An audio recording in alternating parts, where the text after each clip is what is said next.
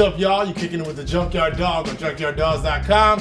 My name is Tony. For those of you who don't know, we are finally getting around to the T5 rebuild video. This is something that I've been wanting to do for a while. The thing is about these how-to videos is you have to be technically correct. So you can't just slap together a video about this stuff. I'm going to show you guys thoroughly how to put together a T5 in an 87 to 93 Fox body Mustang. Before you get started, you got to make sure that your case is clean and ready to go. So you're going to have the main case here. This is a non-reverse synchro main case. Now this is the ones that are in the 87 to 93. The ones that have a reverse synchro come from the 94, 95 and on up, or 94 to 2004 V60s. So yeah, we're gonna do the one that's in the Fox. So we have the main case, we have the cap here, and then we have the tail shaft. When I rebuild T5s, I take them and I get them media blasted and make sure that they're all clean. This one in particular has been powder coated because I like to put together clean stuff. The next thing you're gonna need is a rebuild kit. I buy this rebuild kit from Transparts. I've been using them for years and it works really good and it's a great price. You can find these guys on eBay. Okay, so first things first, you're gonna start with the main case. So let's move everything else to the side. All right, so here's the main case. First thing you want to do is start with the bearing. There's a bearing that goes here and a race, and I'll show it to you right now. This is the bearing race that goes into the case. This is an interesting kind of race because it actually gets pressed in to the case. So we press this into the case, and this is the bearing that rides on the inside, just like that. Okay. We have to press this bearing onto the countershaft. And we got to press this into the case. So let's go ahead and knock that out right now. So this is the cluster, like I showed you guys before in an earlier video, to make sure that you take this bearing off here and the bearing off there. So the first bearing you're going to press on is this one here. So essentially what you're trying to do is take this bearing and you're going to press it on here. Okay. You need a shot press to do this, okay? I mean, you could try with the hammer. I've never seen anybody do it successfully, but I don't know, maybe you're a magician. But anyway, so yeah, you need a bearing splitter, which is this part here, or this tool here. You can get this at Harbor Freight for like, I think 15 bucks or something. And just go ahead and install it like that. I'm gonna tighten it down. Boom. So, loosen it a little bit so it sits in the pocket.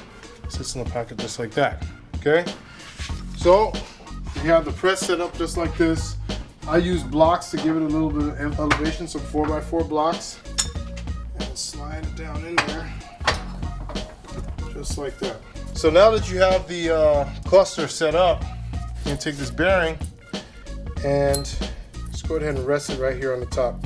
The way that it's cut, it's going to kind of naturally sit centered on the top here, okay? Then we're going to take a little, this is a, I guess like a bearing tool I use. Also got from Harbor Freight to help press it on. And then you just kind of drive it down with the press. So let's go ahead and bring it down. Before you do, start really pressing though, you want to make sure that it's centered, because you don't want this to be off to the side or anything. So you just got to press it down. You hear it.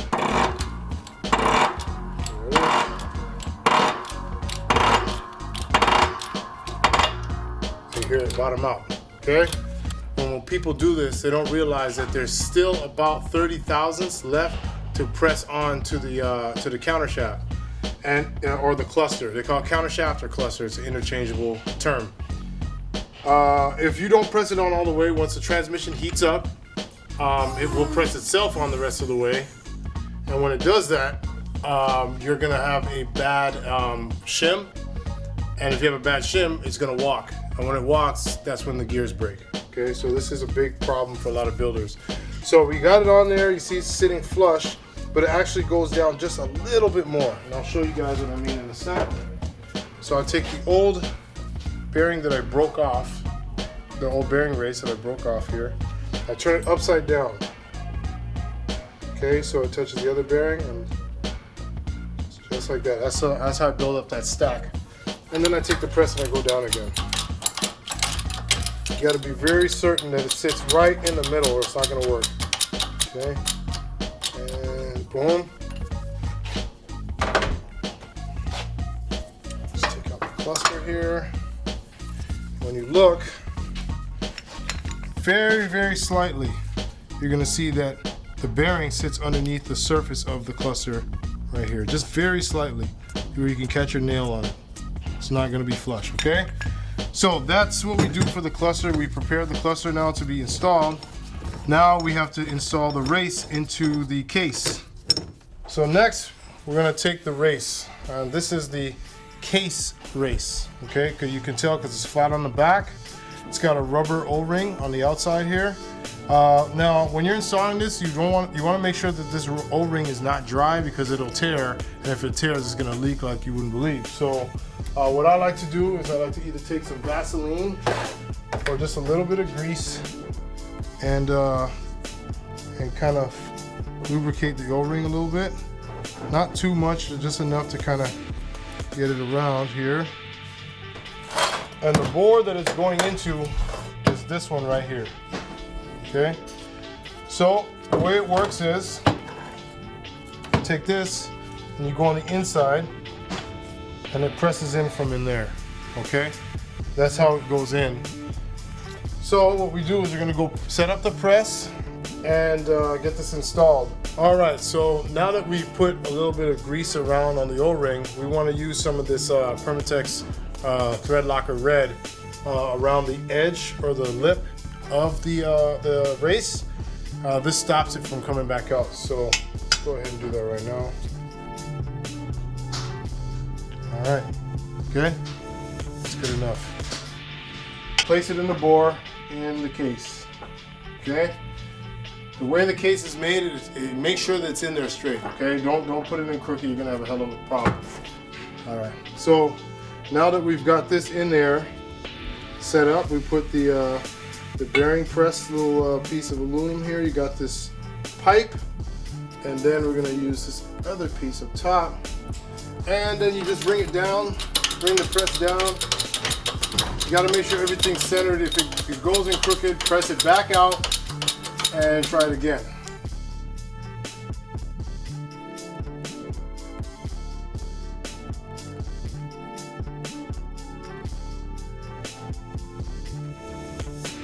Now I like to get the press all the way down to where it sits just for a couple seconds to really seat, then I release.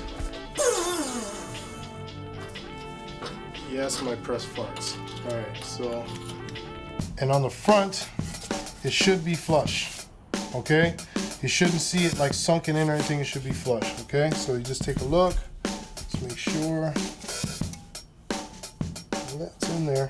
So now that you have the bearing race pressed into the case, and then you have the bearing pressed onto the cluster or the countershaft, now you're going to install the countershaft into the case. So you want to come on an angle like this, and then go up and in like that. So you're going to come on an angle, stick it through this bore at the back, and kind of slide it into place there. And boom. We're going to check, make sure everything's good. It should be spinning just like that.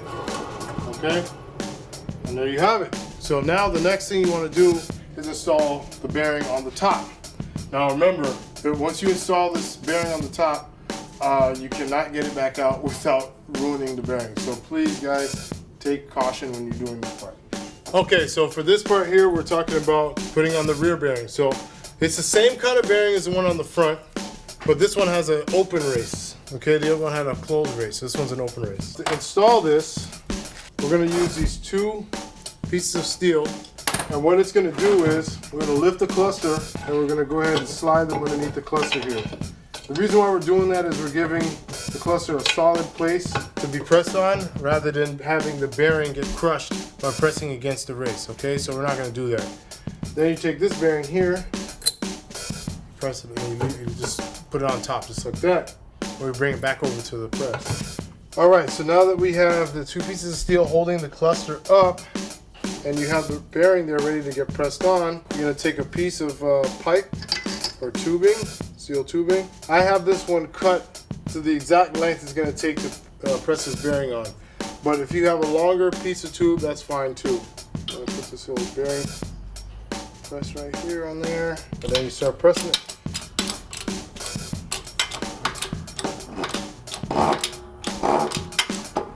Alright, you see the pipe is flush with the back of the cluster.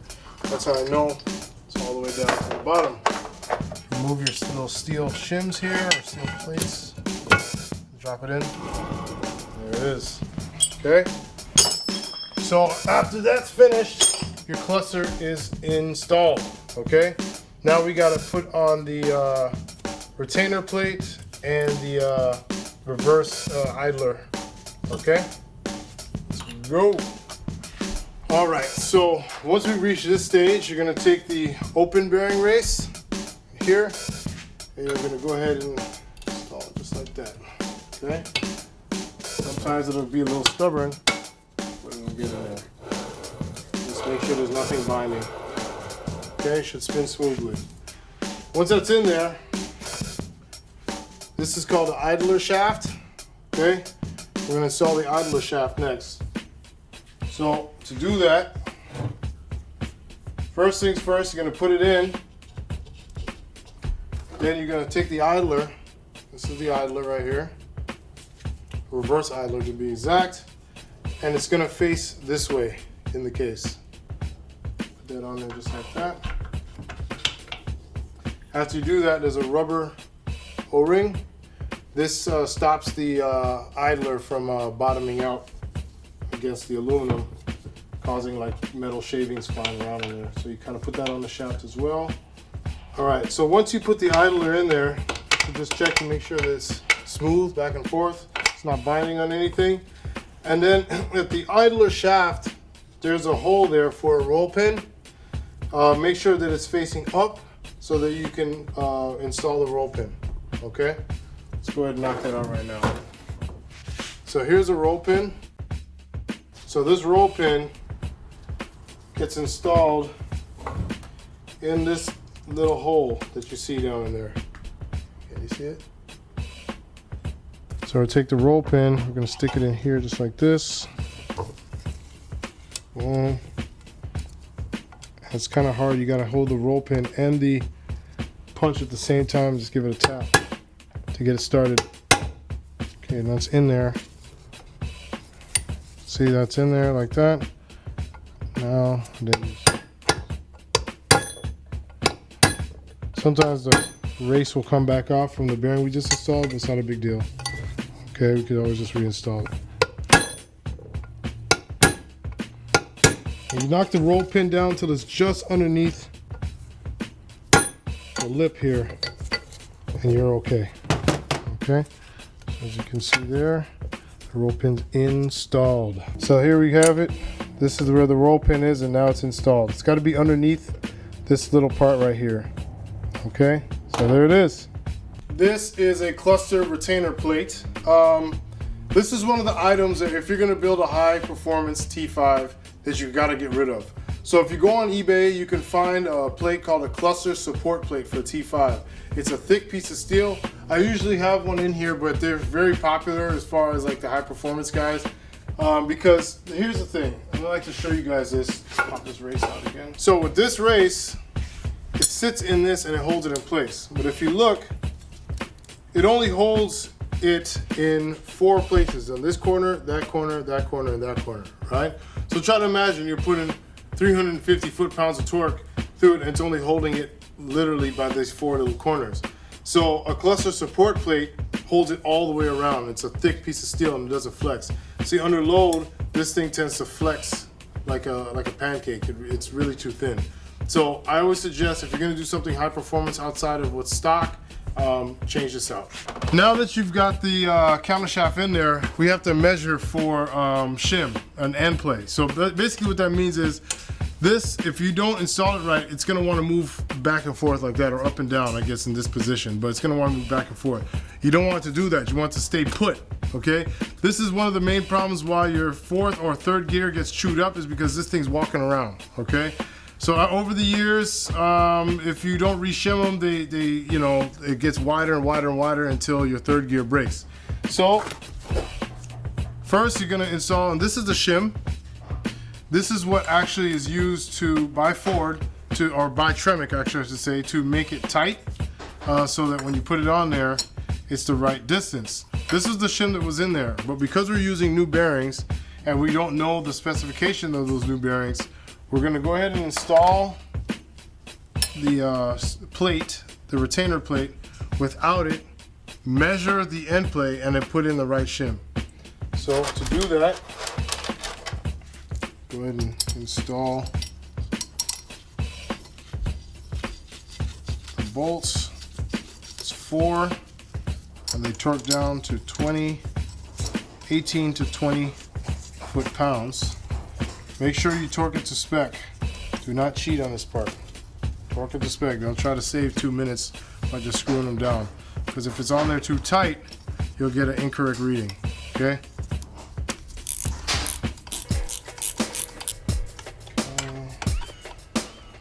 I like using this old school tight torque wrench because it's really hard to over tighten things with this stuff.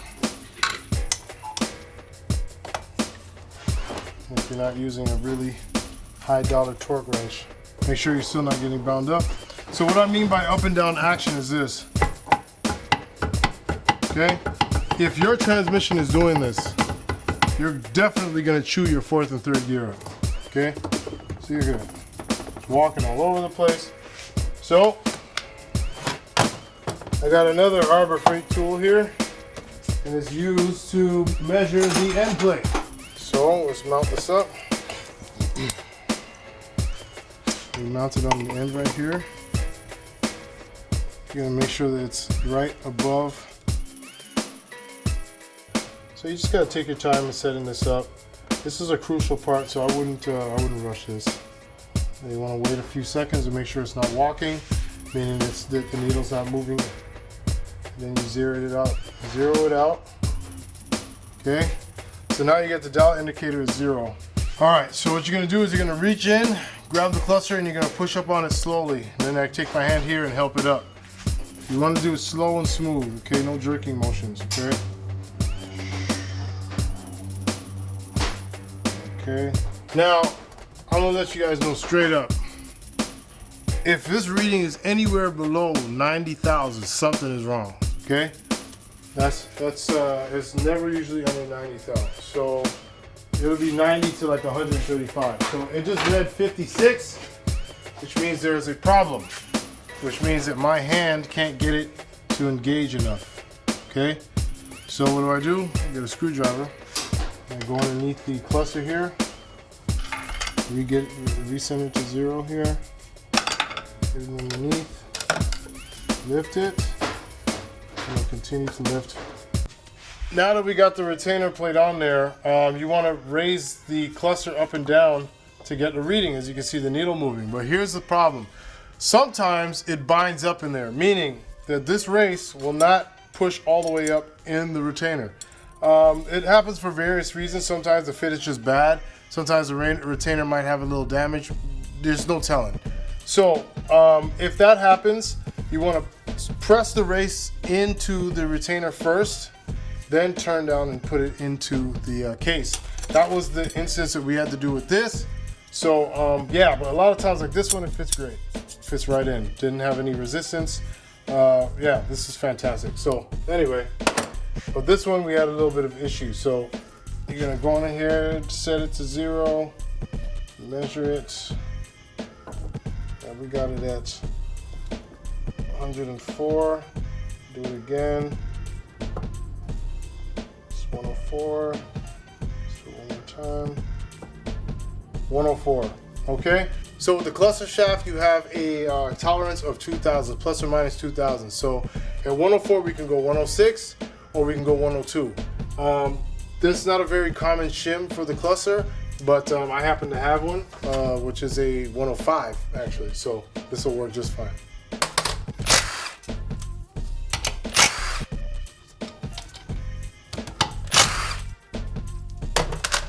Okay, let's get it in there.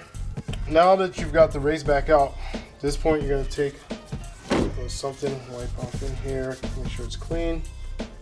Install the race, install the shim, then the race. It's gonna sit like that. Now, once you do that, you're gonna go ahead and just put the race on now, because you're not checking it anymore. Make sure it's clean of any debris. Turn this down here with the shim. Get it off in there. I like to kind of halfway check it just by pressing down and seeing if I get any movement, or if it's tight, which it's not too tight and it's still spinning. Okay, so it's a good size, it's a good fit. So we go ahead and the bolts we're going to put back in. Once again, you're going to use some of this Permatex Thread Locker Red to hold it down. Just put a little dab on it. This makes it so that if you happen to break off the little retaining tabs that you see here, that's fine. If you just use some Thread Locker Red, you'll be fine. It'll keep it in place. So let's see what we got here. And that's 20.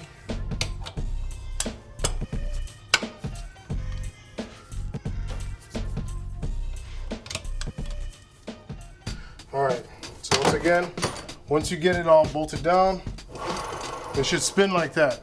If it just spins a little bit and goes like that and stops, it's too tight, okay? If it doesn't spin at all and it's locked, it's way too tight, and what'll happen is the bearings will burn, okay? So you wanna make sure you get it like that. Then you pull on it, make sure there's no front and back. There's no front and back, we're good to go. So there you have it. Cluster's been installed and the reverse idler has been installed, okay? We're going to take the 5th reverse lever and install it with the spring. Now, there's 2 types of reverse 5th levers. There's a 94-95 with a reverse synchro, and there's an 87-93 with the non-reverse synchro, okay? I wanna show you guys something here that's very, very important for this build, that you do not make this mistake. So, especially if you're just using parts that you got laying around like I do. When you have a reverse synchro versus a non-reverse synchro T5, there's certain parts that are different, and this is one of the group of parts that's different. This is a reverse 5th gear shift fork, and they're different. So the 87-93 is a shorter one, and the 94-95 is the longer version.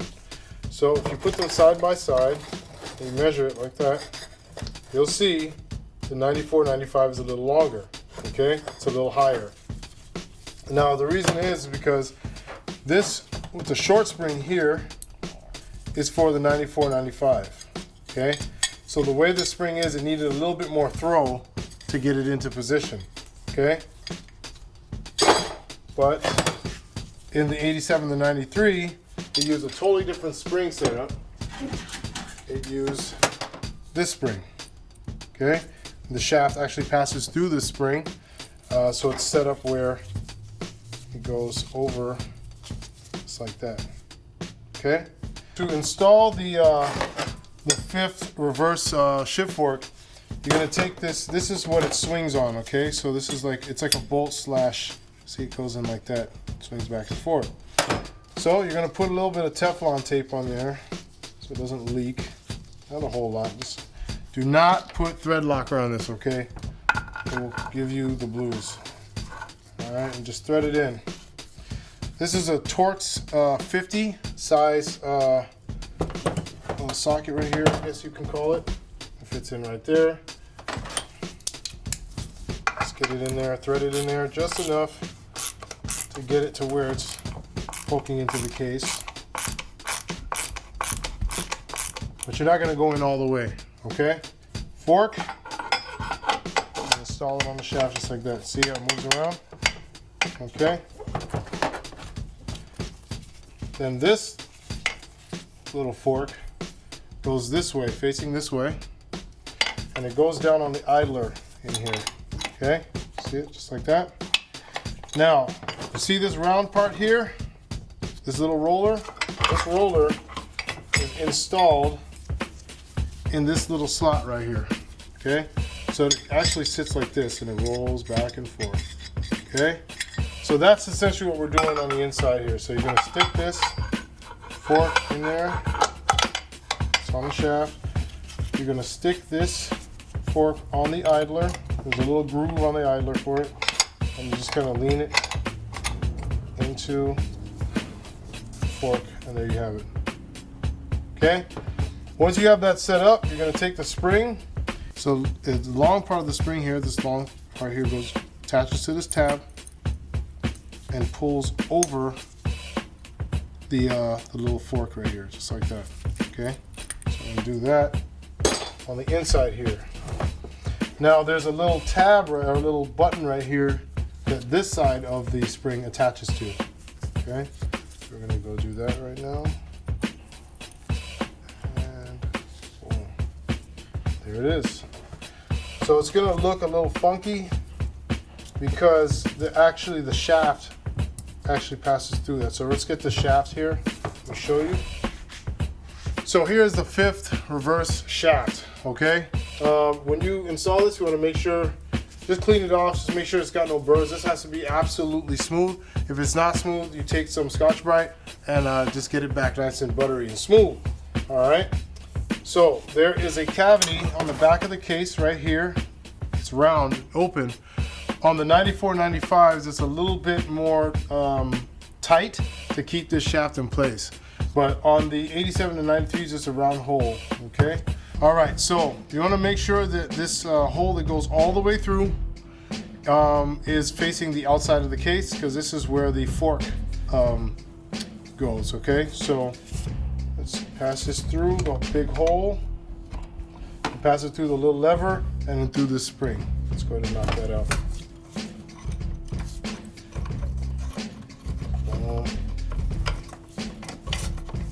Okay.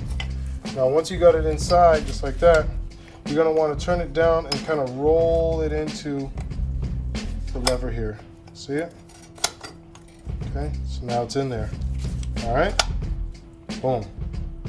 Once you have all that set up, then you're gonna go ahead and tighten this down to 20 foot-pounds. All right, so the final stage to this main case assembly is the C-clip, okay? So this C-clip is what you'll put over the lever and the little pivot for the lever, for the 5th reverse lever, so that it doesn't slide back and forth. So let's go ahead and install that now. So to install it, you're gonna take some needle nose pliers. You're gonna kind of press down on this area here and then slide it on just like that. And that way, there's no back and forth movement anymore. Okay, and that's it.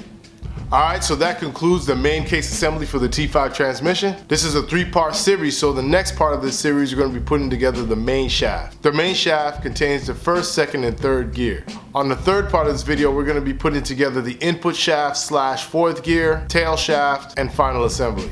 Thank you so much for kicking with the dog. I appreciate you guys' patience and I appreciate your followership. Make sure that you click on the little bell right beside subscribe to make sure that you are notified when I put up new videos. So until next time, we Junkyard dogging. Woo!